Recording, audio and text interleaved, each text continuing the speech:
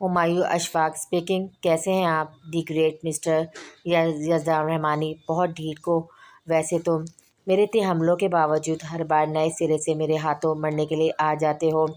یزدان جو ابھی میٹنگ سے فارغ ہو کر باہر نکلا تھا، ہمایوں کی آواز اس کا دماغ گھما گئی تھی۔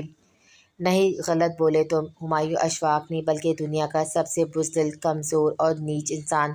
تمہیں تو گیدڑ سے ملانا بھی اس جانور کی انسلٹ ہوگی۔ لعنت ہے تم پر اور تمہاری زندگی پر، جس نے اپنی آدھی زندگی چھپ چھپ کر وار کرتے اور باقی کی زندگی اپنی بہنوں کو استعمال کر کے اپنے گھنونے کام پورے کرنے میں لگا دی۔ کیا اس سے زیادہ شرمناک زندگی کسی کی ہو سکتی ہے کیا؟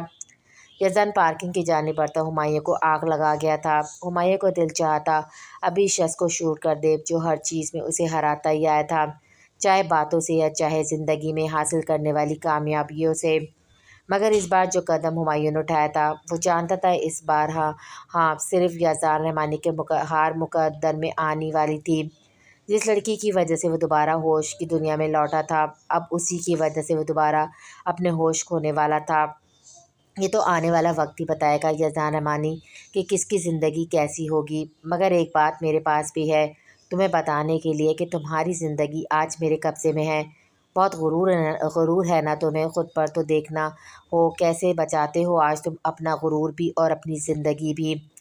ہمایوں کمینگی مسکراہٹ سے بولتا یزدان کے سر پر بم پھوڑ گیا تھا۔ یزدان کو لگا تھا جیسے کسی نے اس کے جسم سے روح کھینچ لی ہو۔ اس کی حرمت ہمایوں کے قبضے میں تھی۔ یزدان کی آنکھوں میں خون اتر آیا تھا۔ کیا بکواس کر رہے ہو تم؟ یہ گھٹیا حرکت کر کے تم نے اپنی موت کو آواز دی ہے۔ اب تم دیکھنا میں تمہارے ساتھ کیا کرتا ہوں۔ بہت حساب نکلتے ہیں تمہارے میری طرف، آج سب چکا دوں گا۔ یزدان کے لیے یہ خبر کسی قیامت سے کم نہیں تھی۔ ہمایوں نے حرمت کو کڈنیپ کروا لیا تھا۔ یزدان جو ہمایوں اور اس کے گینگ کے خلاف پہلے ہی فہام کے ساتھ مل کر اپنا پلان ترتیب دے چکا تھا، جس پر ایک دن بعد اسے عمل پیرا ہونا تھا۔ ہمایوں نے گھنونا عمل کر کے یزدان کے قہر کو آواز دی تھی، جس سے اب اس کا بچنا ناممکن تھا۔ فہام سیکریٹ سروسز میں کام کرتا تھا اور اتنے ٹائم اسی کی مدد سے یزدان اس گینگ تک پہنچنے کی کوشش کر رہا تھا۔ یزدان فہام کو نکلنے کا کہتا، صدام کے نمبر پر میسج چھوڑتا، ایک سیکنڈ کی بھی دیر کیے بغیر وہاں سے نکل آیا تھا۔ حرمت کو خطرے میں دیکھ کر یزدان کا دل جیسے پھٹنے کو آن پہنچا تھا۔ ساتھ اس کا غصہ اور اشتعال نے اسے اندر ایک آگ سی بھڑکا دی تھی۔ یزدان اور فہام ایک ساتھ اپنی معلوم کی گئی لوکیشن پر پہنچے تھے جہاں ہمایوں کا ٹھکانہ تھا۔ اسی جگہ پر اس نے عمل کو کڈنیپ بھی کر کے رکھا تھا۔ وہ ایک پرانی عمارت تھی جو باہر سے تو بہت ہی پوسیدہ حالت میں نظر آ رہی تھی، مگر اندر سے وہ اس سے بالکل مختلف اور جدید طریقے سے تیار کروائی گئی تھی۔ یہ جگہ شہر سے دور گنجان علاقے میں تھی، جہاں عام طور پر لوگوں کا آنا جانا کم تھا۔ بظاہر اس عمارت کو دیکھ کر لگ رہا تھا کہ اس کے دور دور تک کوئی شخص بھی موجود نہیں تھا، مگر یہ نظر کا دھوکہ تھا۔ ہمایوں کے آدمی بڑی تعداد میں وہاں باہر چھپے، وہاں نظر آنے والی ہر انجان شخص کے لیے موت کا فرشتہ بنے ہوئے تھے۔ یزدان، ہمارا اس طرح آگے جانا ٹھیک نہیں ہوگا۔ وہ لوگ بڑی تعداد میں چھپے ہوئے ہیں، ہمارا ذرا سا سامنا ہوتے ہی وہ فائر کھول سکتے ہیں۔ فہام نے یزدان کا بازو پکڑ کے اسے روکا تھا، جس کی حالت غصے اور پریشانی سے بہت خراب ہو پڑی تھی۔ تم پاگل ہو گئے ہو کیا؟ اس کمینے کے قبضے میں میری بیوی ہے اور تمہارا کہنا ہے میں یہاں چھپ کر بیٹھ کر تمہاری ٹیم کے آنے کا انتظار کروں؟ یزدان نے اپنی لال انگارہ ہوتی آنکھوں کو فہام پر گاڑتے زہر خون لہجے میں کہا تھا، اور بنا اس کی مزید بات سنے یزدان اپنی گن نکالتا آگے بڑھ گیا تھا۔ فہام نے اسے روکنے کی بہت کوشش کی تھی، مگر یزدان کے سر پر اس وقت ہمایوں کا خون سوار تھا۔ یزدان پلیز دھیان سے جاؤ اور رابطے میں رہنا۔ فہام یزدان کو موت کے منہ میں جاتا دیکھ کر کمزور آواز میں صرف اتنا ہی بول پایا تھا۔ یزدان بھی جانتا تھا اس کا اٹھایا یہ قدم اس پر بھاری بھی پڑ سکتا ہے، مگر وہ حرمت کو اپنے دشمنوں کے بیچ زیادہ دیر برداشت نہیں کر سکتا تھا۔ اس وقت بھی اس نے کیسے خود پر قابو پایا ہوا تھا یہ وہی جانتا تھا۔ یزدان جھاڑیوں کا سہارا لیتے بہت ہی چوکنا ہو کر آگے بڑھا تھا۔ اس نے آگے کے راستے سے جانے کے بجائے پیچھے خاردار جھاڑیوں والا راستہ چنا تھا، جہاں سے جانا بہت ہی مشکل کام تھا، مگر وہ آگے سے جا کر دشمنوں کو وقت سے پہلے الرٹ نہیں کرنا چاہتا تھا۔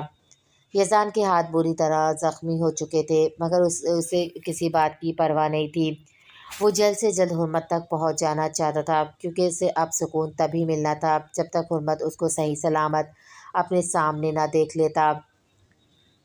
صدام یزدان کا میسج دے کر ایک سیکنڈ کی بھی دیر کیے بغیر جلدی سے نکل آیا تھا۔ ہمایوں صرف یزدان کی نہیں بلکہ اب تک اس کی زندگی میں بھی بہت زہر کھول چکا تھا، جس کا حساب چکانے کا وقت اب آن پہنچا تھا۔ صدام نے عمل کو اس بارے میں کچھ نہیں بتایا تھا۔ وہ نہیں چاہتا تھا عمل وہاں آئے اور اس کی جان کو خطرہ ہو، کیونکہ اب تک عمل نے اس کی شرط پوری نہیں کی تھی۔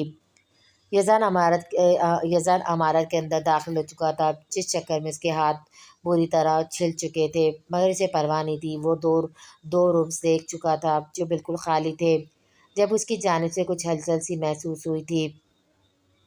حرمت نے مندی مندی آنکھیں کھولتے ارد گرد کا جائزہ لیا تھا۔ وہ ایک چھوٹے سے کمرے میں زمین پر پڑی تھی، اس کے دونوں ہاتھ پاؤں رسیوں کی مدد سے بندھے ہوئے تھے۔ حرمت کو پہلے تو سمجھ ہی نہیں آئی تھی کہ وہ یہاں اس ہال میں پہنچی کیسے۔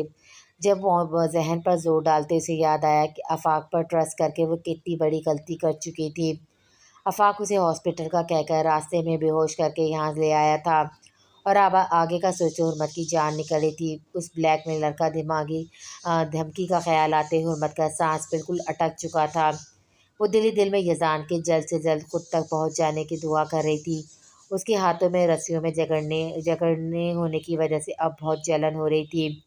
جب اچانک اسے کمرے کی کھڑکی پر کھٹکنے کی آواز آئی تھی، حرمت کا دل سوکھے پتے کی طرح کانپنے لگا تھا۔ دل ہی دل میں دعاؤں کا ورد کرتی حرمت ایک کونے میں کھسک گئی تھی۔ یزدان جو بہت مشکل سے ایک سنگل پائپ پہ چل کر کمرے کی ونڈوز چیک کر رہا تھا، ایک کمرے میں حرمت کو دیکھ کر یزدان کا دل تک سکون اتر گیا تھا، مگر اس کے ہاتھوں اور پیروں پہ بندھی رسیاں یزدان کا خون کھولا سی گئی تھی۔ ونڈوز اندر سے لاک تھی، جنہیں کھول کر ہی یزدان اندر جا سکتا تھا، مگر حرمت رسیوں میں جکڑی ایسا کچھ نہیں کر سکتی تھی۔ حرمت میری جان ڈرو مت، میں ہوں، یزدان نے جالی کے قریب ہوتے حرمت کو آواز دی تھی۔ حرمت جس کی ڈر و خوف سے جان نکلنے والی ہو رہی تھی، یزدان کی آواز اس کے اندر زندگی کی ایک نئی لہر پھونک گئی تھی۔ یزدان آپ پلیز جلدی سے میرے پاس آ جائیں، پلیز مجھے بہت ڈر لگ رہا ہے۔ یزدان کو وہاں دیکھ کر حرمت کے آنسو میں اضافہ ہوا تھا۔ حرمت کے آنسو یزدان کو مزید تکلیف میں مبتلا کر گئے تھے۔ حرمت فوراً آنسو کرو، کمزور لوگ ایسے بے بس ہو کر روتے ہیں، تم کمزور نہیں ہو۔ یزدان حرمت کو مزید کمزور نہیں کرنا چاہتا تھا، اس لیے وہ سخت لہجے میں بولا تھا، مگر وہ یہ بھول چکا تھا کہ سامنے اس کی لاڈلی بیوی تھی، جسے اس کا ذرا سا غصے سے بات کرنا بالکل بھی پسند نہیں تھا۔ میرے ہاتھ بندھے ہوئے، آنسو کیسے صاف کروں؟ حرمت اس کے غصے سے کہنے پر روٹھے لہجے میں بولی، جسے دیکھ کر اس سچویشن میں بھی یزدان کے ہونٹوں پر مسکراہٹ بکھیر گئی تھی۔ اوکے سوری، اب جو میں کہہ رہا ہوں وہ دھیان سے سنو۔ یزدان فوراً نرم پڑتا، اسے بہت اچھے سے ہدایت دیتا، ہاتھ رسیوں سے آزاد کروانے کا طریقہ بتا رہا تھا۔ 3-4 بار ہاتھوں کو جھٹکنے کی وجہ سے حرمت کے ہاتھ پر بندھی رسی کی گارڈ کچھ حد تک ڈھیلی پڑ چکی تھی۔ شاید اسے بے ہوش دیکھ کر اور لڑکی سمجھ کر رسی باندھی ہی ایسی گئی تھی۔ حرمت نے یزدان کی ہدایت پر دانتوں کی مدد سے رسی کھول دی تھی۔ ابھی اس کے پاؤں کی رسی رہتی تھی جب دروازے پر کھٹکنے کی آواز آئی تھی، جسے سن کر حرمت نے کانپتے ہوئے یزدان کی جانب دیکھا تھا۔ ڈرو مت، میں ہوں یہاں پر، تمہیں کوئی ہاتھ بھی نہیں لگا سکتا، تم بس جلدی سے رسی کھول کر یہاں آؤ۔ یزدان کی بات پر حرمت بھی مزید ہمت پیدا ہوئی تھی۔ وہ جلدی سے پاؤں کی آزاد کرتی یزدان کی جانب بڑھی تھی اور اندر سے جام ہوئی کھڑکیوں کے پٹ کھولنے کی کوشش کی تھی۔ اتنی دیر میں ہمایوں کے آدمی اندر آ چکا تھا۔ وہ لڑکی بھاگ رہی ہے۔ ان لوگوں کی نظر ابھی تک یزدان پر نہیں پڑی تھی۔ وہ لوگ بھاگ کر حرمت کے قریب آئے تھے، مگر اس سے پہلے حرمت کی کھڑکی کھول دینے پر یزدان نہایت پھرتی کا مظاہرہ کرتے اندر آ چکا تھا۔ وہ شخص جو حرمت کو پکڑنے کے لیے آگے بڑھا تھا، آدھے راستے پر ہی یزدان کی جانب سے پڑنے والی کک اس کو دور اچھال گئی تھی۔ حرمت یزدان کو اندر آتا دیکھ کر اس سے لپٹ چکی تھی۔ اتنے غنڈے اور اتنے خطرناک جگہ دیکھ کر حرمت ابھی بھی بہت خوف زدہ تھی، مگر یزدان کے حصار میں آ کر اب اس کا دل سکون میں آ چکا تھا۔ وہ 2 ہی آدمی تھے جو روم میں آئے تھے۔ یزدان نے انہیں اپنی گنز نکالنے کا موقع دیے بغیر بری طرح پیٹ ڈالا تھا، کیونکہ انہوں نے اس کی حرمت کو چھونے کی کوشش کی تھی۔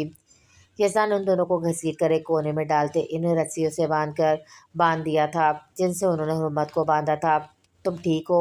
یزدان حرمت کے قریب آتا اس کا چہرہ دونوں ہاتھوں میں تھام کر اس کی پیشانی چومتا فکر مندی سے بولا۔ ان گزرے پچھلے چند لمحوں میں اس کا دل کتنا تڑپا تھا یہ وہی جانتا تھا۔ اسے خود پر اور اپنے زور بازو پر پورا یقین نہیں تھا، مگر حرمت کے معاملے میں ذرا سا بھی رسک نہیں لینا چاہتا تھا، اس لیے اپنی زندگی کی پرواہ نہ کیے بغیر وہ اتنے خطرناک میں آن پہنچا تھا۔ یزدان جس راستے سے آیا تھا وہاں سے حرمت کو لے کر جانا ناممکن تھا، اس لیے وہ حرمت کو لیے دروازے کی جانب بڑھا تھا۔ سر، ہمارے سارے ٹرک افغانستان کے بارڈر پہ پکڑے جا چکے ہیں اور 150 لڑکیاں آج اسمگل کی جانی تھی، وہاں پر بھی پولیس کی ریڈ پڑ چکی ہے اور نہ صرف ان لڑکیوں کو اپنے قبضے میں لے لیا ہے بلکہ ہمارے اڈے پر موجود سارا مال اور آدمیوں کو بھی گرفتار کر لیا ہے۔ ہمایوں کے آدمی کی گھبرائی ہوئی آواز فون کے اسپیکر سے ابھری تھی، جسے سنتے ہی ہمایوں کو کرنٹ کھا کر اپنی جگہ سے اٹھا تھا۔ حرمت کو کڈنیپ کر کے وہ سمجھا تھا وہ ان یزدان رحمانی کو ہرا دے گا، اسے اپنے آگے گھٹنے ٹیکنے پر مجبور کر دے گا، مگر یزدان نے یہاں پر بھی بہت بڑی چال چلتے حرمت کی جانب سے اس کا دھیان ہٹانے کے لیے اس کے 2 اڈوں پر پولیس کی ریڈ کروا کر اس کا کروڑوں کا نقصان کرنے کے ساتھ ساتھ اس کے بیرون ملک سے آئے اسمگلر مہمانوں کی جو یہاں اریسٹ کروا دیا تھا، اور یہی بات ہمایوں کے لیے زیادہ تشویشناک تھی۔ اب اس کا دماغ ایک طرف سے جگہ پر نہیں آیا تھا کہ دوسری خبر نے اس کو بالکل چکرا کر رکھ دیا تھا۔ کیا بکواس کر رہے ہو تم؟ ایسا کیسے ہو سکتا ہے؟ اس کے پیچھے یزدان اور صدام نہیں ہو سکتے تو پھر کس نے کی یہ جرأت؟ ہمایوں اپنے آدمی پر زور سے دھاڑا تھا۔ سر، یہ تو نہیں پتہ، ابھی صرف اتنا پتہ چل پایا ہے کہ یہ پولیس والوں میں سے کسی کا کام ہے، کیونکہ یہ کام آسان نہیں تھا، اس کے لیے محکمے کے بہت سارے لوگ انوالو ہوئے ہیں۔ ہمایوں نے بات سن کر فون ہی کاٹ دیا تھا، کیونکہ کہیں نہ کہیں وہ سمجھ چکا تھا یہ حرکت کس نے کی ہوگی۔ عمل، اگر تم اس سب کے پیچھے ہو تو آج میں تمہارا وہ حال کروں گا کہ لوگ بہن بھائی کے رشتے سے نفرت کریں گے۔ جاؤ جلدی سے لے کر آؤ اس یزدان رحمانی کی بیوی کو۔ یزدان رحمانی، اب میں تمہارا سارا غرور مٹی میں ملا کر رکھ دوں گا۔ اپنے آدمیوں پر دھاڑتے ہمایوں اس وقت غصے سے پاگل ہو رہا تھا۔ سر، وہ لڑکی کمرے میں نہیں ہے۔ ایک اور بری خبر پر ہمایوں کا دل چاہا تھا پوری دنیا کو آگ لگا دے اور اپنی گن نکالتا کمرے سے نکلتا باہر کی جانب بھاگا تھا۔ فہم اور صدام ایک ساتھ ہی اندر داخل ہوئے تھے۔ فہم نے اپنی ٹیم کے لوگوں کے ساتھ مل کر کچھ ہی دیر میں باہر پہرے پر موجود ہمایوں کے سارے آدمیوں کو مار گرایا تھا۔ فہم بھائی، یزدان اوپر ہے، میں اس کے پاس جا رہا ہوں۔ فہم کو نیچے والے پورشن کی جانب بڑھتا دیکھ کر صدام اسے انفارم کرتا سیڑھیاں چڑھ گیا تھا۔ صدام اوپر ہال میں پہنچا تھا، وہاں سامنے کوئی موجود نہیں تھا، مگر اچانک اسے اپنے پیچھے کوئی آہٹ محسوس ہوئی تھی۔ صدام جیسے ہی پلٹا، سامنے ہمایوں اس پر گن تانے کھڑا تھا۔ تو تمہاری پیٹھ پیچھے وار کرنے کی عادت ابھی تک نہیں گئی؟ صدام بنا اس کے گن سے ڈرے سینے پہ ہاتھ باندھتے زہر خون مسکراہٹ ہونٹوں پر سجائے بولا تھا، پیٹھ پیچھے وار کرتا ہوں یا جیسے بھی، مگر اتنے سالوں سے تم دونوں بھائیوں کی زندگی تو عذاب بنا کر رکھی ہوئی ہے نا، اور اب بھی دیکھو میری ایک چال تم دونوں کو میرے قدموں میں لے آئی ہے۔ صدام کا یہ سکون انداز ہمایوں کے اندر لگی آگ کو مزید ہوا دے گیا تھا۔ وہ صدام پر گولی چلانے کے لیے ٹریگر پر ہاتھ دبانے ہی والا تھا جب پیچھے سے یزدان کے پڑنے والے پنچ نے اسے سیدھا صدام کے قدموں پہ جا پھینکا تھا۔ گن اس کے ہاتھ سے چھوٹ کر دور جا گری تھی۔ یزدان اور حرمت کو صحیح سلامت دے کر صدام کی جان میں جان آئی تھی۔ اب تو تمہیں اس بات کا ثبوت بھی مل چکا ہے کون کس کے قدموں میں ہے، یا ابھی بھی کسی غلط فہمی میں ہو؟ صدام نے ہمایوں کو اٹھتے دیکھ کر اپنے بوٹ سے اس کی کمر پہ ایک زوردار ٹھوکر رسید کی تھی، جس پر ہمایوں کا منہ سیدھا فرش سے جا ٹکرایا تھا۔ یزدان نے آگے بڑھ کر اسے بالوں سے پکڑ کر اٹھاتے لگاتار 5-6 گھسے اس کے منہ پر مارتے اس کی شکل کا نقشہ بگاڑ دیا تھا۔ اگلے ہی لمحے صدام اور یزدان نے اسے اپنی ٹھوکروں پر رکھتے اس کا جوڑ ہلا دیا تھا۔ اسی لمحے عمل گن تھامے اندر داخل ہوئی تھی، جسے ہمایوں سمیت وہ دونوں بھی نہیں دیکھ پائے تھے۔ مجھے میرے ہر سوال کا جواب سچ میں چاہیے، اگر ذرا سا بھی جھوٹ بولا تو اس گن سے نکلی ساری گولیاں تمہارے بھیجے پر خالی کر دوں گا۔ ہمایوں کی حالت اتنے پٹنے کے بعد خراب ہو چکی تھی اسے سیدھا کھڑا ہونا بھی مشکل تھا۔ یزدان اس کی کن پٹی پر بندوق رکھتے اسے نفرت بھرے لہجے میں وارن کیا تھا۔ ہمایوں خود ٹائم ویسٹ کرنا چاہتا تھا، کیونکہ ابھی تھوڑی دیر میں اس کے باقی کے آدمی پہنچنے والے تھے۔ تمہاری بہن سویرا کو کس نے مارا تھا اور کیوں؟ صدام کے اس سوال پر عمل کی آنکھوں سے آنسو ٹوٹ کر گرنے لگے تھے۔ میرے ساتھیوں نے، وہ میری اصلیت جان چکی تھی اس لیے۔ ہمایوں کے لہجے میں اس وقت بھی کوئی پشیمانی نہیں تھی۔ عمل کا دل ٹکڑے ٹکڑے ہوا تھا۔ حرمت نے آگے بڑھتے عمل کے شانے پہ ہاتھ رکھتے اسے تسلی دی تھی۔ میرے اور میری فیملی کے ساتھ پیش آنے والے حادثے کے پیچھے بھی تم ہی تھے نا؟ یزدان نے خون اور رنگ آنکھوں سے خود پر ضبط کرتے سوال پوچھا تھا۔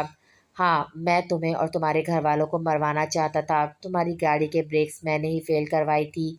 ہمایوں کو جیسے اپنے اس عمل پر اس وقت بھی فخر محسوس ہو رہا تھا۔ یزدان نے ہاتھ میں پکڑی گن کی پش ہمایوں کے پیٹ میں رسید کرتے اسے کرانے پر مجبور کر دیا تھا۔ عمل اس سے پہلے کہ وہ مزید کچھ پوچھتے، ہمایوں کی بڑبڑاہٹ پر دونوں نے مڑ کر اس جانب دیکھا تھا۔ عمل میری بہن، دیکھو ان دونوں نے میرا کیا حال کیا ہے، یہ میرے دشمن ہیں، مار ڈالیں گے مجھے، پلیز بچا لو مجھے۔ ہمایوں عمل کو دیکھ کر شاید یہ بھول چکا تھا کہ ابھی وہ اپنے منہ سے کیا کیا انکشاف کر چکا ہے۔ صدام عمل کا یکدم سفید پڑتا چہرہ دیکھ کر فکر مند ہوا تھا۔ عمل خاموش نظروں سے دیوار کے ساتھ لگے کھڑے ہمایوں کی جانب بڑھی تھی، جسے دیکھ کر ہمایوں کا چہرہ روشن ہوا تھا۔ اسے محسوس ہوا تھا اس کی یہ بے وقوف ایموشنل بہن اس بار بھی اس کی چال میں پھنس چکی ہے۔ مگر عمل نے قریب آ کر ہمایوں کے منہ پر تھپڑ رسید کر کے اس کے 14 طبق روشن کر دیے تھے۔ بہن، کتنا بدنام کر دیا نا تم نے اس پاکیزہ رشتے کو، ذرا سی شرم نہیں آئی تمہیں؟ اپنی ایک بہن کو مروا دیا اور دوسری کو ساری زندگی صرف اپنے مطلب کے لیے استعمال کرتے رہے۔ تمہیں اپنے اس بوڑھے باپ کا بھی خیال نہیں آیا جس نے اپنا پیٹ کاٹ کر تمہاری ہر جائز خواہش پوری کرنے کی کوشش کی؟ تمہیں ذرا سا بھی اندازہ ہے تمہاری اصلیت جان کر وہ زندہ بھی رہ پائیں گے یا نہیں؟ ہم نے کیا بگاڑا تھا تمہارا؟ سویرا نے کیا بگاڑا تھا تمہارا جو اس کو اتنی بے دردی سے مروا دیا تم نے؟ بولو۔ عمل نے بری طرح روتے ہوئے اپنے نام نہاد بھائی کا گریبان پکڑ کر اسے جھنجھوڑ ڈالا تھا۔ صدام نے روتی بلکتی عمل کے گرد بازو کا حصار قائم کرتے اسے سہارا دیا تھا۔ جب عمل نے یزدان اور صدام کی جانب اشارہ کرتے اپنے بھائی کے ضمیر کو جگانا چاہا تھا، ان دونوں کو دیکھو، یہ بھی تو کسی کے بھائی ہیں نا، ان کے سامنے کسی کی جرت نہیں، کوئی ان کی بہن کا نام تک لے، اور تم نے اپنی ہی بہن کو غنڈوں کے ہاتھوں کڈنیپ کروا لیا۔ عمل کے اندر کا درد، غصہ اور ضد کم ہونے کا نام ہی نہیں لے رہی تھی۔ چیخ چیخ کر اس کا گلا بیٹھ گیا تھا۔ عمل، تم کیوں خود کو ہلکان کر رہی ہو؟ اس بے ضمیر اور بے حس انسان پر تمہاری کسی بات کا کوئی اثر نہیں ہونا۔ صدام عمل کو مزید تکلیف اور اذیت میں نہ دیکھ پاتے اپنے ساتھ لگا لیا تھا۔ وہ عمل کا یہی درد نہیں دیکھنا چاہتا تھا، اس لیے اس نے عمل کو کچھ نہیں بتایا تھا۔ مگر وہ یہ نہیں جانتا تھا کہ عمل کو شک ہو چکا تھا۔ اس طرح اچانک اتنے سالوں بعد ہمایوں کا سامنے آنا اس کے اندر کئی سوال اٹھا گیا تھا۔ صدام سے بھی خفیہ رکھ کر ساری انویسٹیگیشن کرتے عمل کے ساتھ ہمایوں کی ساری حقیقت کھلتی چلی گئی تھی۔ عمل عائشہ سے مل کر اس دن کے حوالے سے سب کچھ معلوم کر چکی تھی، مگر صدام کی دی گئی ہمت اور حوصلے نے عمل کو اتنے بڑے صدمے کے بعد بھی ٹوٹنے نہیں دیا تھا۔ اس نے اپنے دل پر پتھر رکھتے اپنے بھائی کے خلاف انکوائری شروع کر دی تھی، جس میں آج کامیابی حاصل کرتے اس نے بہت سی لڑکیوں کی زندگی، ان کی عزتیں بچا لی تھی۔ سچ کہتے ہیں جب عورت اپنے پہ آتی ہے تو بڑے سے بڑا سورما اس کے آگے تک نہیں ٹک پاتا۔ عمل نے بھی یہی کیا تھا۔ اپنے ملک اور کام کے ساتھ ایمانداری دکھاتے اس نے اپنے بھائی کے خلاف کام کیا تھا۔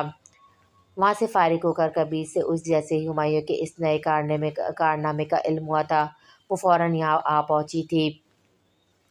اس سے پہلے کہ وہ لوگ ہمایوں کو لے کر وہاں سے نکلتے، اچانک ہر طرف سے فائرنگ کی آوازیں آنا شروع ہو گئی تھیں، جیسے کسی نے اچانک حملہ کر دیا ہو۔ ہمایوں کے چہرے پہ وہی شیطانیت بھری مسکراہٹ پھیل گئی تھی۔ اس کے آدمیوں نے وقت پر آ کر اسے بچا لیا تھا۔ یزدان حرمت کو لیے ایک طرف ہوا تھا، ساتھ ساتھ وہ مسلسل گولیاں چلاتا اندر آتے لوگوں کو مارتا جا رہا تھا۔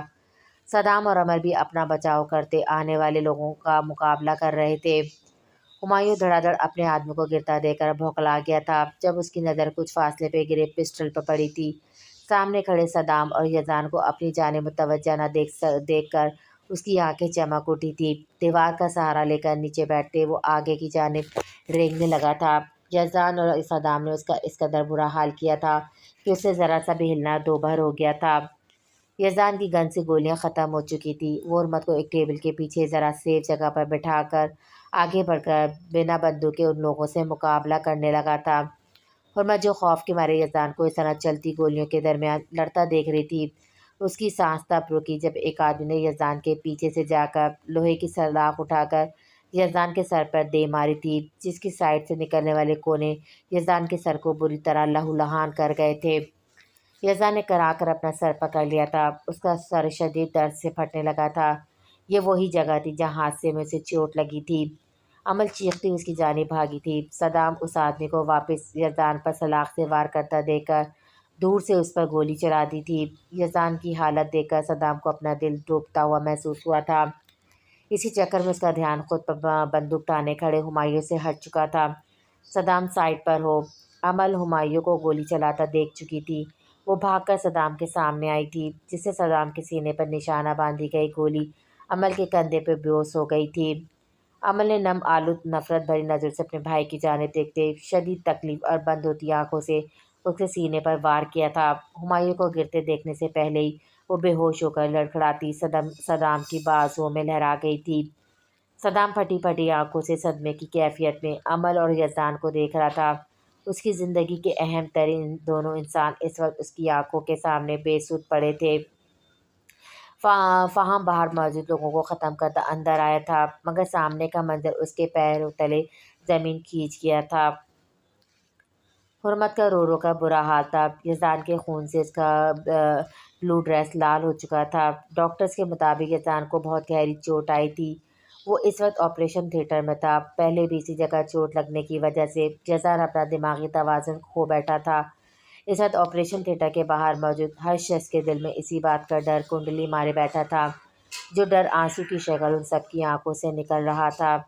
اکثر نے بہت مشکل سے حرمت کو سنبھال رکھا تھا، جو 2 بار بے ہوش ہو چکی تھی۔ اس کی حالت بہت تشویشناک تھی، جبکہ سب سے زیادہ برا حال تو اس وقت صدام کا تھا، جس کی زندگی کی 2 عزیز ترین ہستیاں اس وقت آپریشن تھیٹر میں زندگی اور موت کی جنگ لڑ رہی تھیں۔ صدام جو بے چینی اور بے بسی کے عالم میں مسلسل چکر کاٹ رہا تھا، اپنے کندھے پر نائمہ بیگم کے ہاتھ کا لمس محسوس کرتے اس نے ضبط سے لال ہوتی آنکھوں سے ان کی جانب دیکھا تھا۔ مما ان دونوں میں سے کسی کو کچھ نہیں ہونا چاہیے، ورنہ میں زندہ نہیں رہ پاؤں گا۔ صدام اپنی ماں کو سامنے دے کر خود پہ کنٹرول نہیں رکھ پایا تھا اور ان کے کندھے پر سر رکھتے بری طرح رو پڑا تھا۔ مما، ہم نے تو کبھی کسی کا برا نہیں چاہا، تو ہمارے ساتھ ہی ایسا کیوں ہوتا ہے؟ یزدان اور عمل دونوں نے اپنی زندگی میں بہت دکھ دیکھے ہیں۔ ابھی تو ان کی زندگیوں میں خوشیوں نے قدم رکھا تھا، اور جب پھر ان کو اس اذیت سے دوچار کر دیا گیا۔ صدام بری طرح بکھر چکا تھا، جس کو سنبھالنا نائمہ بیگم کے لیے بہت مشکل ہو گیا تھا۔ ان کی اپنی آنکھیں اشکبار تھیں۔ بیٹا، میرا پروردگار ہمیشہ اپنے پیارے بندوں کو ہی آزماتا ہے۔ اگر اس نے تکلیف دی ہے تو اس سے بڑھ کر خوشیاں بھی دے گا۔ ایسے مایوس ہو کر اور شکوہ نہ ہو کر ہم صرف خود کو گناہ گار کر رہے ہیں۔ تم ان دونوں کے لیے دعا کرو۔ مجھے میرے اللہ پر یقین ہے، دیکھنا وہ دونوں بہت جلد بالکل ٹھیک ہو جائیں گے۔ نائمہ بیگم سے صدام کی یہ حالت دیکھنا بہت تکلیف دہ تھا۔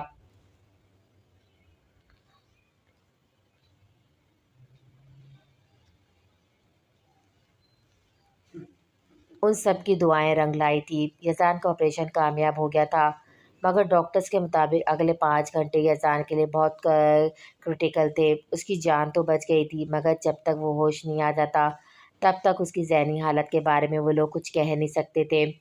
جہاں یزدان کی جان بچ جانے پر وہ سب بہت خوش تھے، وہیں ڈاکٹر اس دوسری خبر نے ان سب کے دل پر خوف کے پہرے مزید بڑھا دیے تھے۔ حرمت میری جان، تھوڑا سا جوس ہی پی لو، تمہاری طبیعت ٹھیک نہیں ہے۔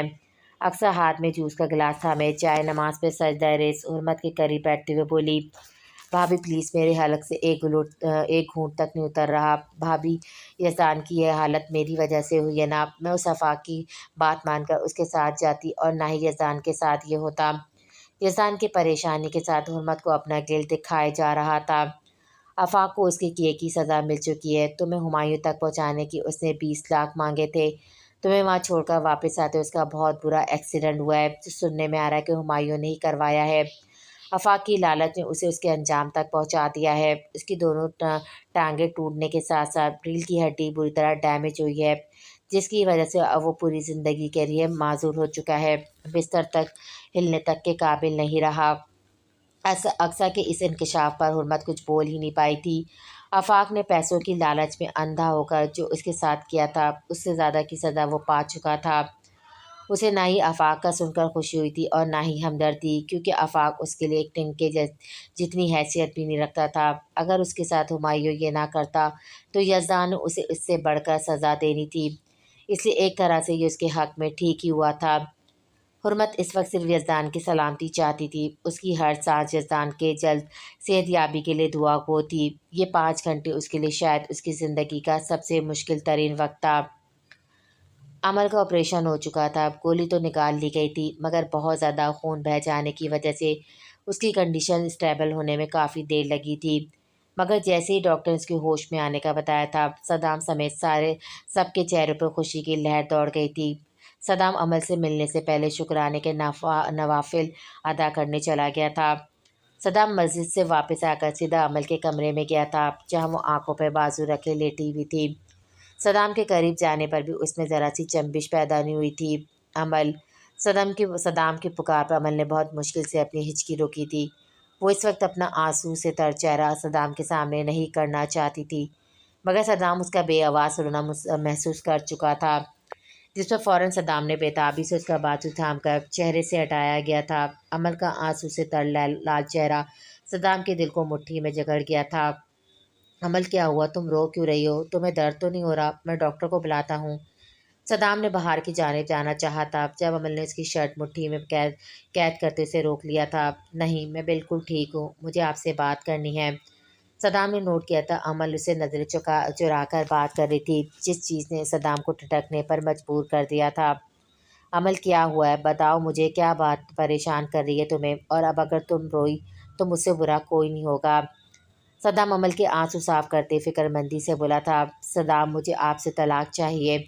الفاظ تھے یا کوئی اڑتا ہوا تیر جو سیدھا صدام کے دل میں بوس ہوئے تھے۔ گولی تمہیں کندھے پر لگی ہے، پر لگتا ہے اس کا اثر سیدھا دماغ پر ہوا ہے، کچھ بھی الٹا سیدھا بول رہی ہو۔ صدام کو عمل کی یہ فضول بات سن کر اس وقت شدید غصہ آ رہا تھا، مگر اگر اس وقت وہ اس حالت میں نہ ہوتی تو صدام اسے اس بات کا اچھے سے جواب دیتا۔ یہ بکواس ترین بات تمہارے دماغ میں کیوں آئی، یہ جان سکتا ہوں میں؟ صدام نے عمل کو کڑے تیوروں سے گھورتے ہوئے پوچھا تھا۔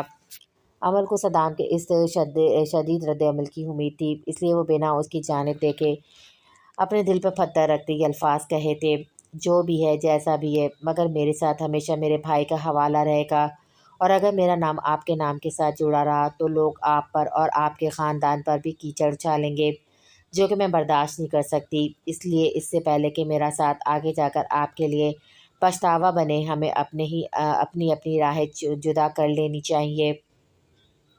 عمل آنسو کے درمیان بھیگے لہجے میں بولتی، صدام کا غصہ مزید بڑھا گئی تھی۔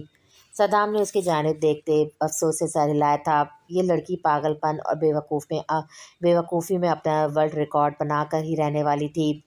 بول لیا جو بولنا تھا، یہ ابھی مزید کوئی فضولیات رہ گئی ہے؟ صدام عمل کو کڑے تیوروں سے گھورتے ہوئے بولا۔ صدام لفظوں سے بیان ہی نہیں کر سکتا تھا کہ عمل اس کے لیے کس قدر ضروری ہو چکی تھی، اس کی سانسوں میں بستی تھی یہ لڑکی۔ آپ پلیز میری بات کو سمجھنے کی کوشش تو کریں، آپ ابھی اس بات کو سیریس نہیں لے رہے، مگر بعد میں۔ عمل ابھی مزید بول ہی رہی تھی جب یزدان نے اس کے ہونٹوں پر پھر ہاتھ رکھتے اسے مزید کچھ بھی بولنے سے روک دیا تھا۔ بس بہت بول چکی تم، اب میری بات سنو۔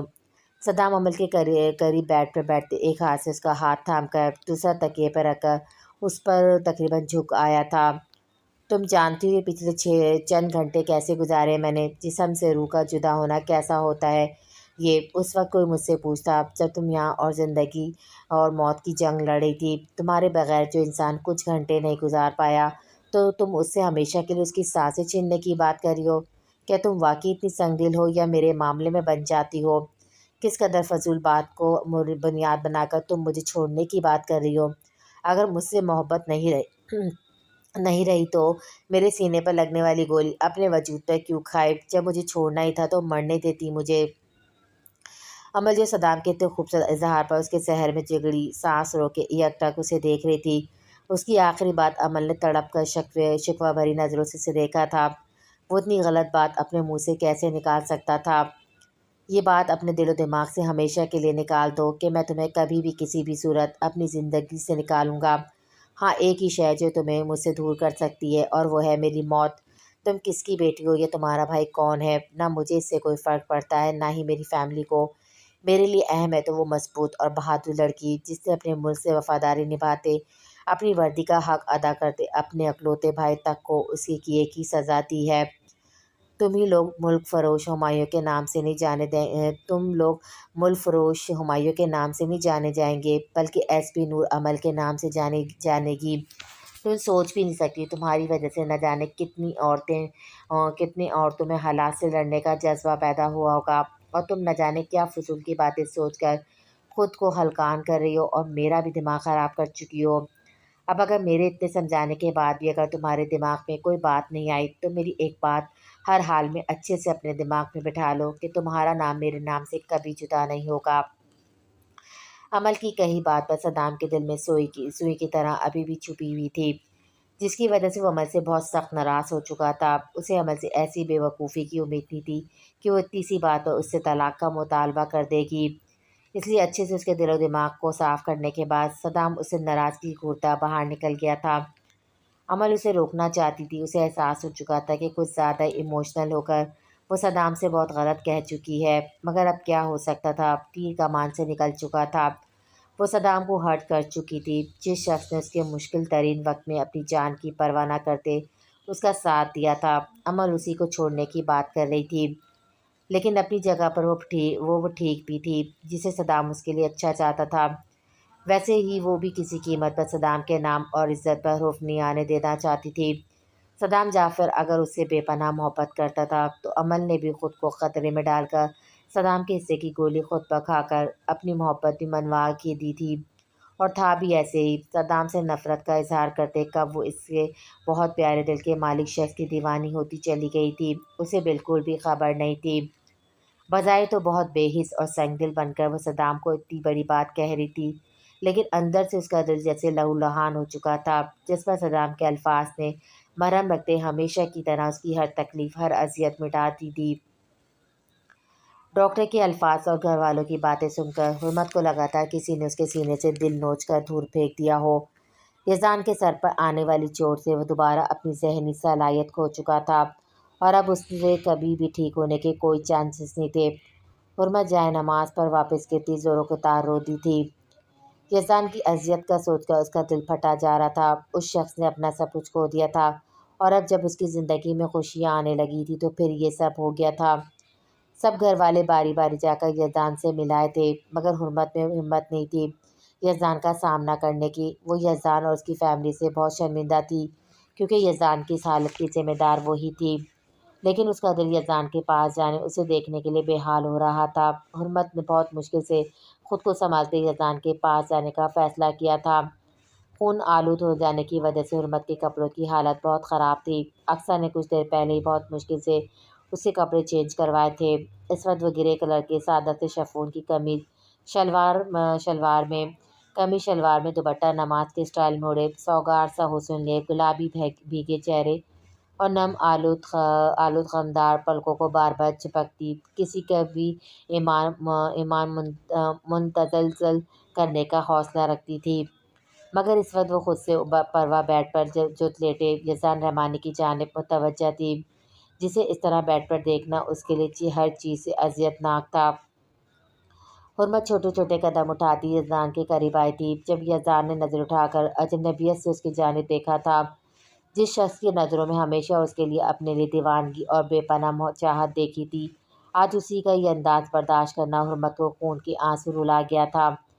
यज़ान प्लीज़ ठीक हो जाए ना, मैं आपको ऐसे नहीं दे सकती, बहुत मुश्किल है ये मेरे लिए। बहुत कोशिश के बावजूद हुर्मत अपने आंसू कंट्रोल नहीं कर पाई थी। तो उसमें रोने वाली क्या बात है, छोड़ के चली जाओ मुझे। यज़ान बिना उसकी जानिब देखे छत को घूरता अजीब से लहजे में बोला। जो शख्स उसके एक पल के लिए भी खुद से जुदा नहीं करता था, इस वक्त कितने आराम से उसे खुद से दूर जाने को बोल रहा था। हुर्मत के आंसू लड़ियों की तरह उसके गाल पर फिसल रहे थे। उसने बेड पर रखा यज़ान का हाथ अपने नरम हाथों की गिरफ्त में लेते होठों से लगाया था। तू जाओ, मैं आप खुद को समझते क्या है, जब दिल किया अपने साथ बांध लिया, जब दिल किया जाने को कह दिया। डॉक्टर सा कहना आप कभी ठीक नहीं हो पाएंगे अब, लेकिन मुझे किसी की बातों की परवाह नहीं। मेरे लिए यही काफ़ी कि आप हैं मेरे साथ। आपके हर रूप से प्यार किया है मैंने। आपको यही लगता होगा ना कि मैंने आपके ठीक होने के बाद आपको चाहा है, लेकिन ऐसा नहीं। मेरे दिल में तो आपकी मोहब्बत की कोपलें तो बहुत जन्म ले चुकी थी। आपका वो पागलपन ही मुझे अपना असीर कर गया था। जिस तरह आप खुद से बढ़कर मेरा ख्याल रखते थे, मेरी ज़रा सी चोट पर तड़प जाते थे आप। آپ کا نقاب پوش بن کر میرے قریب آنا، مجھے اپنے ہونے کا، اپنی محبت کا احساس دلانا۔ میں نے آپ کو اس ہر انداز سے محبت کی ہے۔ میرے لیے آپ پہلے جس قدر ضروری تھے اب اس سے بھی زیادہ ہو گئے ہیں۔ میں یہ ہاتھ کبھی نہیں چھوڑوں گی، کبھی نہیں۔ حرمت یزدان کے ہاتھ پر ہونٹ ٹکائے اپنے دل کی ہر بات کہتی چلی گئی تھی، جو شاید اب وہ عام حالات میں یزدان رحمانی کے سامنے کبھی نہ کہہ پاتی، مگر اس وقت اس کا دل اس قدر ٹوٹ بکھر چکا تھا کہ وہ اپنے دل کا حال اپنے دل کے مکین کے آگے بیان کر گئی تھی۔ اچانک جب حرمت کے آنسو میں مزید اضافہ ہوا تو وہ یزدان کا ہاتھ چھوڑتی بنا ایک بار بھی پیچھے مڑ کر دیکھے روم سے نکل گئی تھی۔ بھائی آپ کیا کہہ رہے ہیں؟ آپ سوچ بھی کیسے سکتے ہیں میں ایسا کچھ کروں گی؟ حرمت کو بلال کی بات سن کر دھکا سا لگا تھا۔ وہ اسے یزدان سے طلاق لینے کا کہہ رہے تھے۔ حرمت میں جانتا ہوں اس وقت تم بہت ایموشنل ہو رہی ہو، ایک بار گھر جا کر ٹھنڈے دماغ سے سوچو، تمہیں میری بات بالکل ٹھیک لگے گی۔ بلال نے حرمت کے پاس آتے نرمی سے کہا تھا۔ وہ لوگ اس وقت ہاسپٹل کے ہی پرائیویٹ روم میں کھڑے تھے جب بلال اور رقصہ نے حرمت کے سامنے یہ بات رکھی تھی۔ جب میں ایسا کچھ کرنا نہیں چاہتی ہی نہیں ہوں تو سوچنا کیسا؟ اب ابھی پوچھیں یا سال بعد، میرا جواب ہمیشہ یہی رہے گا۔ بہت محبت کرتی ہوں میں اپنے شوہر سے، اس سے جدا ہونے کے بارے میں سوچنا بھی میرے لیے گناہ ہے۔ مر جاؤں گی میں یزدان رحمانی کے بغیر۔ حرمت اپنے آنسو صاف کرتی مضبوط لہجے میں بولی۔ حرمت دیکھو، میں صرف تمہارا ہی بھلا چاہتا ہوں، ڈاکٹر نے صاف کہہ دیا ہے۔ یزدان سر اب کبھی ٹھیک نہیں ہو سکتے۔ تم یہ پہاڑ جیسی زندگی کیسے کاٹو گی ایک پاگل شخص کے ساتھ جس نے تمہیں پہچاننے سے بھی انکار کر دیا ہے؟ بلال نے ایک بار پھر حرمت کو اپنی بات سمجھانی چاہی تھی۔ کوئی بات نہیں، اگر وہ اپنے پاگل پن میں مجھے دھکے مار کر اپنے گھر سے باہر بھی نکال دیں گے نا، میں تب بھی ان سے جدا ہونے کا نہیں سوچوں گی، کیونکہ میں نے اس شخص سے سچی محبت کی ہے، نہیں رہ سکتی میں اس کے بغیر۔ آپ ویسے تو میری ہر خوشی بنا کہے جان جاتے ہیں، اب کیوں نہیں سمجھ پا رہے کہ یزدان رحمانی آپ کی بہن کا صرف شوہر کی نہیں، اس کی زندگی ہے، اور آپ اپنی زندگی سے اس کی زندگی چھین رہے اور آپ اپنی بہن سے اس کی زندگی چھین رہے ہیں۔ بھائی میں بہت محبت کرتی ہوں، یزدان سے ایک پل بھی دور نہیں رہ سکتی ان سے۔ اور میں جو ساری باتیں مر کر بھی یزدان کے سامنے نہ کہتی، وہ اس وقت نہ جانے کتنی بار بول چکی تھی۔ اس بات سے انجان کے کوئی دروازے کی وسط میں کھڑا مبہوت سا اپنی دیوانی کے اپنے لیے یہ بے پناہ محبت اور دیوانگی پر خود ہواؤں میں اڑتا محسوس کر رہا تھا۔ لو یو ٹو میری جان، میں بھی نہیں رہ سکتا تمہارے بغیر۔ حرمت جو بھیگی آنکھوں سے بلال کی جانب دیکھتی بول رہی تھی۔ یزدان کی آواز پر وہ کچھ دیر کے لیے ہل بھی نہیں پائی تھی۔ اسے سمجھ نہیں آیا کہ کیا یہ واقعی یزدان نے بولا ہے یا اس کا وہم ہے کوئی، مگر بلال کو دروازے کی جانب دیکھتا پا کر حرمت جھٹکے سے پلٹی تھی۔ دروازے میں مسکراتے کھڑے یزدان کو دیکھ کر اس کی نظروں میں سب کچھ گھوم چکا تھا۔ یزدان اس وقت ہاسپٹل کے لباس میں سر پہ پٹی باندھے دروازے پہ کھڑا مسکراتا 5 نظروں سے اس کی جانب دیکھ رہا تھا۔ بلال اور رقصہ کے چہرے پر آتی مسکراہٹ دیکھ کر صاف اندازہ لگایا جا سکتا تھا کہ وہ اس بات سے واقف ہے، اور ان کے لیے یزدان کا یہاں کھڑا ہونا حیرانی والی بات بالکل بھی نہیں ہے۔ وہ دونوں یزدان کی جانب مسکراہٹ اچھالتے وہاں سے نکل گئے تھے، جبکہ حرمت جیسی ایک سیکنڈ میں یزدان رحمانی کا سارا کھیل سمجھ چکی تھی، وہ ایک بار پھر اس شخص کے ہاتھوں پوری طرح بے وقوف بن چکی تھی۔ مجھے سچ میں اندازہ نہیں تھا کہ میری بیوی میری اتنی دیوانی کہ کاش کہ یہ چوٹ مجھے پہلے لگ جاتی تو تمہاری محبت کی شدت کا اندازہ مجھے بہت پہلے ہو جاتا۔ میں جو نہ جانے کیا سوچتا پریشان ہوتا رہا کہ تمہیں میں نے زبردستی اپنے ساتھ باندھ کر رکھا ہوا ہے، وہ نہ ہوتا۔ یزدان قدم قدم چلتا حرمت کے قریب آن کھڑا ہوا تھا، جہاں ایک طرف یزدان بالکل ٹھیک دیکھ کر حرمت کا دل خوشی کے مارے جھوم اٹھا تھا، وہیں ساری بات سمجھ آتے ہی یزدان پر اس کو بے پناہ غصہ آ رہا تھا۔ تو آپ سب نے مجھ سے جھوٹ بولا، مجھے بیوقوف بنایا، آپ کو ذرا شرم نہ آئی یہ کرتے ہوئے؟ میرے جذبات کا مذاق بنایا آپ نے، آپ بہت برے، مجھے شکل بھی نہیں دیکھنی آپ کی اب۔ حرمت یزدان کو دیکھتی نم لہجے میں بہت ہی سخت خفا ہوئی تھی۔ حرمت یزدان کے پاس سے ہٹتی باہر کی جانب پڑی تھی جب یزدان نے اس کی کلائی پکڑتے نرمی سے اپنے قریب کھینچا تھا۔ یزدان چھوڑے میرا ہاتھ، مجھے آپ سے بات ہی نہیں کرنی، حرمت روتے ہوئے اپنا بازو چھڑاتے ہوئے بولی، مگر یزدان نے اس کی کوشش ناکام بناتے اسے اپنے بازو کے حصار میں قید کر لیا تھا۔ حرمت کے آنسو کو یزدان نے جھک کر اپنے ہونٹوں سے چن لیے تھے، جن کی کب سے وہ وجہ بنا ہوا تھا۔ یزدان کے اس شدت بھرے عمل پر حرمت اپنی جگہ ساکت ہوئی تھی۔ خود کو یزدان رحمانی کی باہوں میں اس کا لمس محسوس کرتے حرمت کے دل کی دھڑکنیں بے قابو ہوئی تھیں۔ مگر اس کا گزارا وقت میں یزدان کی کنڈیشن کے بارے میں جان کر وہ جس اذیت سے گزری تھی اس کے لیے اتنی جلدی وہ یزدان کو معاف کرنے کا ارادہ بالکل بھی نہیں رکھتی تھی۔ حرمت نے یزدان کے سینے پر دونوں ہاتھ رکھ کے اسے خود سے دور دھکیلنا چاہا تھا۔ میں جانتا ہوں میں نے غلط کیا، مگر ایک بار میری بات سن لو، پھر جو مرضی سزا دینا مجھے قبول ہے۔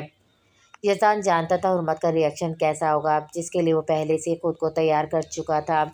وہ اس کا چہرہ تھام کر بہت نرمی سے بولا تھا، مگر مجھے نہ ہی آپ کی بات سننی ہے اور نہ ہی کوئی سزا دینی ہے، مجھے ابھی اور اسی وقت جانا ہے یہاں سے۔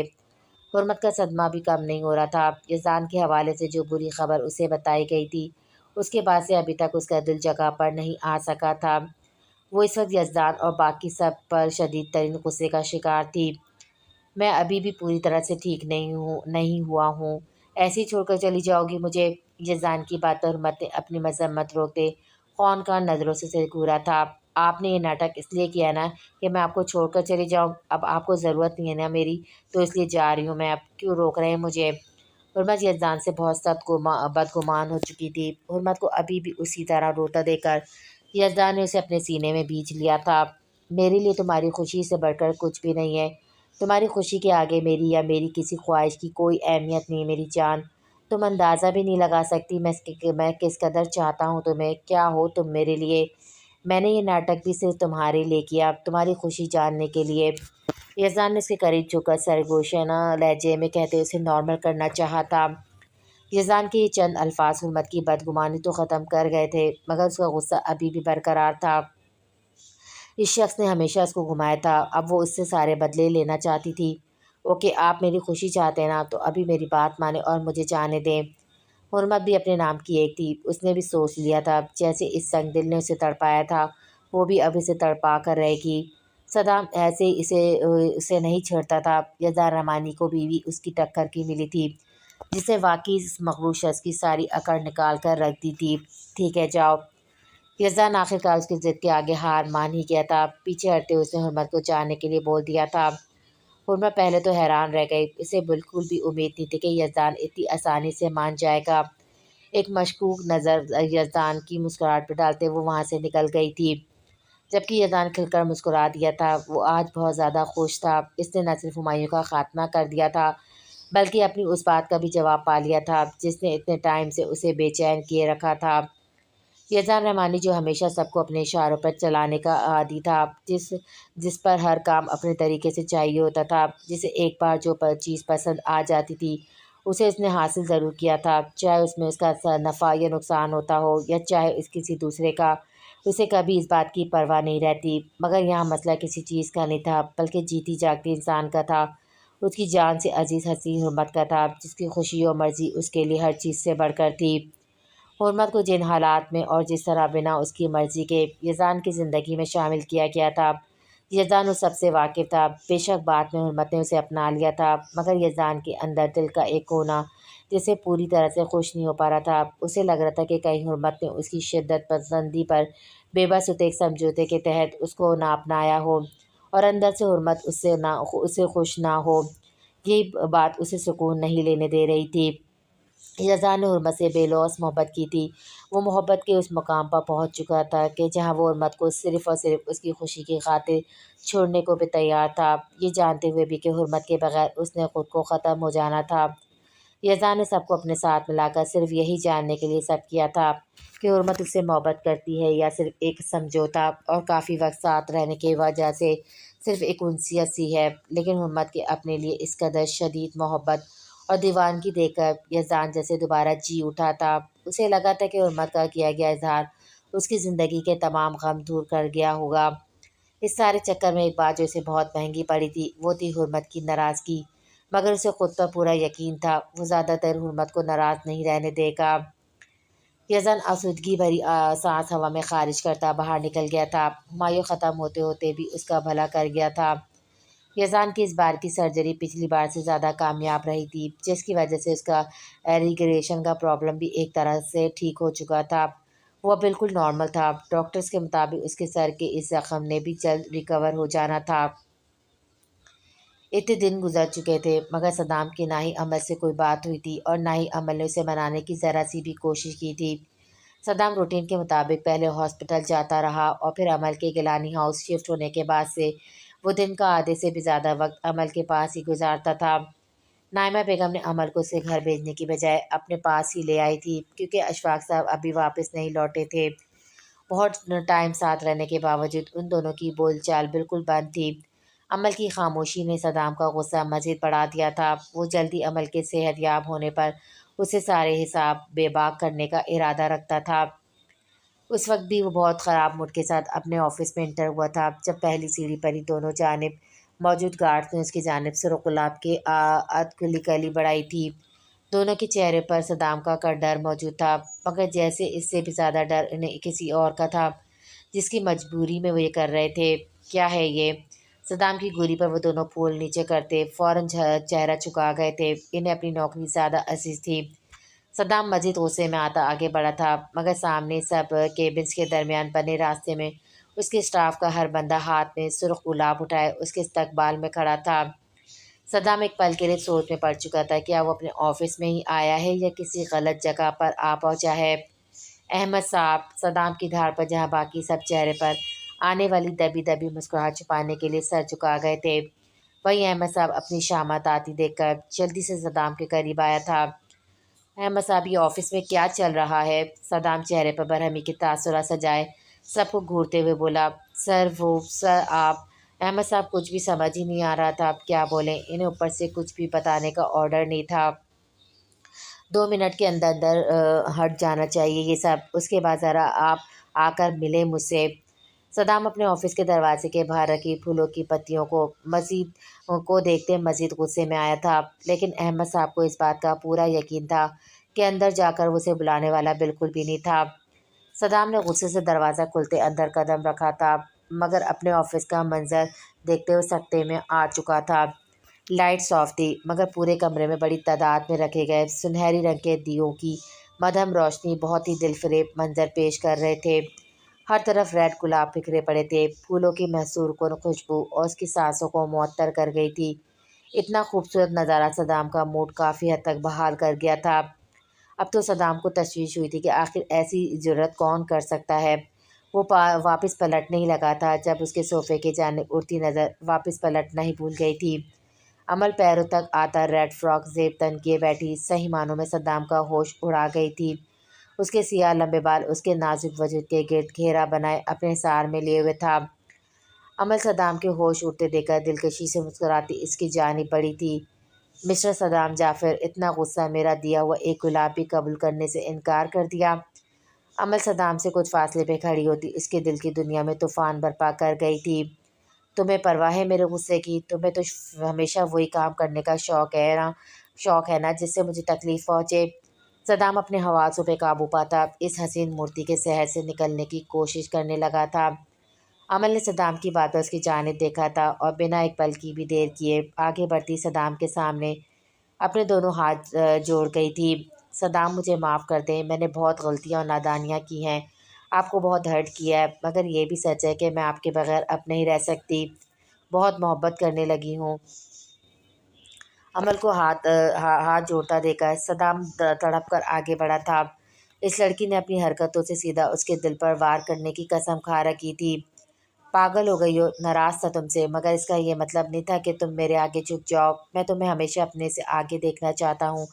ابھی تک تم میری زندگی میں اپنے مقام کا اندازہ نہیں لگا پائی۔ عمل کے دونوں ہاتھ تھام کر ان پر ہونٹ رکھتے صدام سچے دل سے بولتا۔ عمل کی نظروں میں اپنا آپ مزید اونچا کر گیا تھا۔ تو مطلب آپ مان گئے؟ صدام کے اتنے جلدی مان جانے پر عمل کا چہرہ خوشی سے جگمگایا تھا۔ اس کی اتنی خوشی دیکھ کر صدام سر اسبات میں ہلاتا مسکرا دیا تھا۔ اوکے، تو پھر میں جا رہی ہوں۔ عمل آنکھوں میں شوخی بھرے صدام سے بولتی وہاں سے کھسکنے لگی تھی مگر اس سے پہلے صدام اس کا دوپٹہ اپنی گرفت میں لے چکا تھا۔ اس کے زخم کا دھیان کرتے صدام نے بہت نرمی سے اسے اپنے قریب کیا تھا۔ اتنی جلدی بھی کیا ہے میری جان، اپنی اس محنت کا خراج تو وصول کرتی جاؤ۔ صدام نے عمل کا چہرہ اپنے قریب کرتے اس کی ٹھوڑی پر لب رکھ دیے تھے۔ عمل صدام کے کوٹ کو گرفت میں لیتے لال ہوئی تھی۔ یہ سب ہے کیا ویسے یہ سب ہے کیا ویسے صدام کو یہ سب اچھا تو بہت لگا تھا، مگر خاص آفس میں یہ اہتمام کرنا اسے سمجھ نہیں آیا تھا۔ میں نے کہا نفرت کی شروعات یہاں سے ہوئی تھی تو کیوں نہ محبت کی بھی یہیں سے کر لی جائے۔ عمل صدام کی ٹائی ٹھیک کرتے شرمی مسکان سے بولتی اسے مزید اپنا دیوانہ بنا گئی تھی۔ صدام نے آگے کو جھکتے عمل کی گال پر موجود اس حسین ترین تل کو چھوا تھا جو ہر بار کی طرح اس وقت بھی اسے بہکنے پر مجبور کر رہا تھا۔ تو پھر اجازت ہے پیار کی شروعات کرنے کی؟ صدام کی نگاہوں کا فوکس عمل کے لال لپسٹک سے سجے ہونٹ تھے جنہوں نے اسے کب سے پاگل کیا ہوا تھا۔ صدام اس دن آپ کے ساتھ وہ لڑکی کون تھی؟ صدام جو عمل کے ہونٹوں پر جھک چکا تھا، عمل کی بات پر اس نے جھٹکے سے سر اٹھا کر اسے دیکھا۔ اتنی پرانی بات پر یہ لڑکی ابھی تک دل پہ لیے بیٹھی ہوئی تھی۔ صدام نہ چاہتے ہوئے بھی عمل کے مشکوک انداز پر ایک ایکما لگا گیا تھا جس پر عمل نے ناراضگی سے سگڑا تھا۔ اس دن ایسا کچھ نہیں تھا جیسا تم سمجھی تھی، وہ فضا تھی میری خالہ کی بیٹی۔ اگر ایک منٹ رک کر اور قریب آ کر تم دیکھ لیتی کہ وہ کوئی میری گرل فرینڈ نہیں بلکہ 15 سال کی بچی تھی، تم تو اتنا سخت ریئیکشن نہ دیتی اور نہ ہی خود کو ہلکان کرتی۔ صدام کی باتوں عمل نے شرمندگی سے چہرہ جھکا لیا تھا۔ اس کا یہ جذباتی پن اسے صدام کے سامنے اور نہ جانے کہاں ذلیل کروانے والا تھا۔ تمہاری بہت ساری نادانیوں میں ایک اور ایڈیشن ہو چکا ہے اور اب ان سب کی سزا بھگتنے کے لیے تیار ہو جاؤ۔ بہت تڑپایا تم نے مجھے، اب اپنی ایک تڑپ کا بدلہ وصول کروں گا میں۔ صدام عمل کے چہرے کو چھوتا اپنی بے تابیوں کا اظہار کرتا جذبات سے لبریز گھمبیر لہجے میں بولا تھا، جبکہ اس کی شدتیں برداشت نہ کر پاتے عمل اس کی سینے میں سے چہرہ چھپا گئی تھی۔ اس نے کبھی نہیں سوچا تھا، نہ کبھی ایسی کوئی خواہش کی تھی کہ اس کی زندگی میں اتنا خوبصورت ہم سفر داخل ہوگا جو اس کی زندگی کے تمام غم اور محرومیاں ختم کر کے اس کا ہاتھ تھامے اپنی خوشیوں اور سکون بھری دنیا میں لے جائے گا۔ عمل دل سے اپنے رب کا شکر بجا لاتی، صدام کی پیار بھری سرگوشیوں پر کھل کر مسکرا دی تھی۔ ایک تو خود اتنا فضول ڈرامہ کیا، اوپر سے نخرے بھی خود دکھا رہے ہیں، جلاد وحشی انسان، اب تو مجھے بالکل بات ہی نہیں کرنی ہے۔ حرمت کا آج لاسٹ پیپر تھا، کافی دن گزر چکے تھے اس واقعے کو۔ اسے لگا تھا یزدان اسے منانے کے لیے آئے گا، اپنی غلطی پر شرمندہ ہوگا، مگر یزدان رحمانی کو تو پرواہ ہی نہیں تھی، جو بات حرمت کو مزید غصے اور کوفت اور بے چینی کا شکار کر گئی تھی۔ بلال سے باتوں باتوں میں سے یہ پتہ بھی چل چکا تھا کہ یزدان بالکل صحت یاب ہو چکا ہے اور اب آفس بھی آنے لگا ہے، مگر اسے منانے کیوں نہیں آ رہا؟ یہ سوچ سوچ کر ہی حرمت کا دل نہ جانے کتنے وسوسوں سے بھر جاتا تھا۔ ابھی بھی یونی سے واپس آ کر اپنے روم میں داخل ہوتے وہ خفی سے خود سے بڑبڑائی جا رہی تھی، مل گئی ہوگی نا کوئی نئی بیوی، ویسے بھی کس بات کی کمی ہے یزدان رحمانی میں، مجھے کیا ہے میری طرف سے 20 شادیاں کریں، لیکن اللہ کرے ساری بیویاں فاریاں جیسی نکلے تو عقل ٹھکانے آ جائے گی۔ حرمت بنا ارد گرد دیکھے ٹیبل پر بکس پٹکتی صوفے کی بیک سے ٹیک لگا کر آنکھیں موند گئی تھی۔ براؤن شیفون کے ڈریس میں جس کی شرٹ اور دوپٹے کے کناروں پر گولڈن کڑھائی کا کام کیا ہوا تھا، حرمت کی گلابی رنگت غصے کی وجہ سے سرخی مائل ہو چکی تھی۔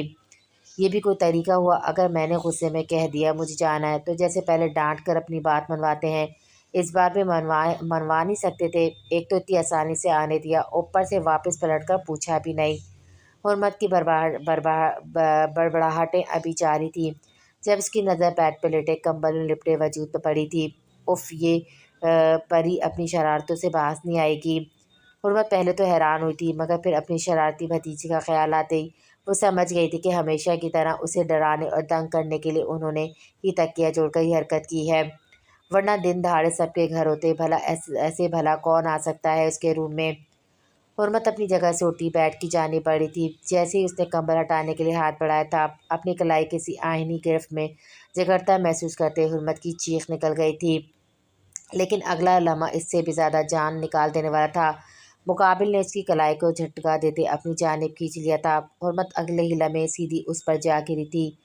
یزدان آپ؟ حرمت جو ابھی اپنی چیخوں کا سلسلہ برقرار رکھنے والی تھی، جب یزدان نے اس کے ہونٹوں پر ہاتھ رکھتے اسے خاموش کروا دیا تھا۔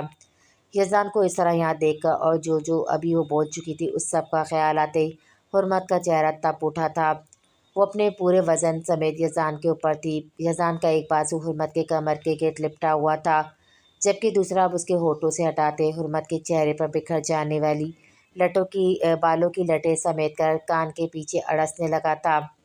یزدان کی شوق مسکراتی نظریں حرمت کو بری طرح بدل کر گئی تھی۔ چھوڑے مجھے آپ سے بات نہیں کرنی۔ حرمت نے اوپر سے اٹھنا چاہا تھا جب یزدان نے کروٹ بدلتے حرمت کو بیڈ سے لگاتے اس کے اوپر مکمل طور پہ جھکتے اپنی قید میں لیا تھا۔ یزدان یہ آپ، حرمت نے کچھ بولنا چاہا تھا جب یزدان نے اس کے ہونٹوں پر انگلی رکھتے اسے دوبارہ خاموش کروا دیا تھا۔ پورے 20 دن دور رہا ہوں تم سے، مجھے کچھ دیر خود کو محسوس کر لینے دو، یزدان نے خمار آلود لہجے میں کہتے باری باری حرمت کے دونوں گالوں کو چھوا تھا، پھر ایک ایک کر کے اس کی پیشانی، ناک، آنکھوں اور ٹھوڑی کو محبت سے چھوتے۔ یزدان جیسے ہی ہونٹوں پر جھکنے لگا، حرمت فوراً اس کے منہ پر اپنا کپکپاتا ہاتھ رکھتی اسے روک گئی تھی۔ میں سخت ناراض ہوں آپ سے، حرمت نے اسے یاد دہانی کرواتے خود کو اس کی جان لیوا وار سے محفوظ رکھا تھا۔ تو منا ہی تو رہا ہوں میں تمہیں۔ یزدان ابھی بھی سنجیدہ نہیں ہوا تھا۔ ویسے مجھے سچ میں نہیں پتہ تھا میری بیوی کو میری ڈانٹ کر کام کروانا اتنا اچھا لگتا ہے، اور وہ کیا دعا دے رہی تھی مجھے، 20 شادیاں اور ساری بیویاں فاریہ جیسی ہو۔ میری جان تم واقعی بہت کیوٹ ہو۔ یزدان نے حرمت کی باتیں دہراتے جاندار کہکمہ لگایا تھا، جبکہ اس کے مذاق اڑانے پر حرمت مزید خفا ہوئی تھی۔ یزدان آپ کو ذرا سا بھی احساس ہے آپ نے مجھے کتنا رلایا ہے؟ حرمت روٹھے لہجے میں کہتی، یزدان کو اب کی بات سنجیدہ ہونے پر مجبور کر دی تھی۔ میں جانتا ہوں، مگر وعدہ کرتا ہوں آگے کی زندگی میں تمہارے ایک ایک کر کے آنسوؤں کا ازالہ کر دوں گا۔ میں نے جو کیا وہ ٹھیک نہیں تھا، مگر ہمارے آگے کی خوشحال زندگی کے لیے بہت ضروری تھا۔ یزدان حرمت کی آنکھوں میں جھانکتا اسے سب کی ساری حقیقت بتا گیا تھا، جسے سن کر حرمت یزدان کی اس قدر بے لوث محبت پر کتنی دیر کچھ بول نہیں پائی تھی، جس نے ہر بار اپنے آپ سے پہلے اسے رکھا تھا۔ شاید اتنا ظرف کسی میں نہیں ہو سکتا کہ صرف اپنی محبوب کی خوشی پر اپنا سب کچھ قربان کر دے۔ آپ نے پہلے کیوں نہیں بتایا مجھے یہ سب؟ اتنے دنوں سے منانے کیوں نہیں آئے مجھے؟ حرمت نے شکوہ بھرے نظروں سے یزدان کی جانب دیکھا تھا۔ کیونکہ اگر میں پہلے منانے کے لیے آ جاتا تو تم اتنے سکون سے اپنے پیپرز نہیں دے پاتی۔ تم سوچ بھی نہیں سکتی اتنے دن تم سے دور رہنا کس قدر مشکل تھا میرے لیے۔ صرف تمہاری پڑھائی کی خاطر دور رہا تم سے، اب ان 20 دنوں کے ایک ایک لمحے کا حساب سود سمیت وصول کروں گا تم سے۔ اپنے جلات اور وحشی کو جھیلنے کے لیے تیار ہو جاؤ میری زندگی۔ حرمت جو بہت دھیان سے یزدان کی باتیں سن رہی تھی، اس کے آخر میں کہے شوخی بھرے جملوں نے حرمت کو خود میں سمیٹنے پر مجبور کر دیا تھا۔ یزدان حرمت کی آنکھوں پر لب رکھتے اس کے اوپر سے ہٹا بیڈ سے نیچے اترا تھا اور حرمت کو کچھ بھی سمجھنے کا موقع دیے بغیر اسے باہوں میں اٹھا چکا تھا۔ یزدان یہ کیا کر رہے ہیں آپ؟ نیچے بھائی بھابھی ہے، سب موجود ہے، میں خود چل سکتی ہوں، اتارے مجھے۔ حرمت پچھلی بار کی طرح اس بار بھی اسے باز رکھنے کی کوشش کر رہی تھی، مگر وہ یزدان رحمانی ہی کیا جو اتنی آسانی سے مان جائے۔ ڈونٹ وری میری جان، نیچے کوئی موجود نہیں ہے، سب ہمارے ولیمے کی تیاری کے لیے رحمانی ہاؤس میں موجود ہیں۔ یزدان کی بات پہ حرمت نے حیرت سے اس کی جانب دیکھا تھا۔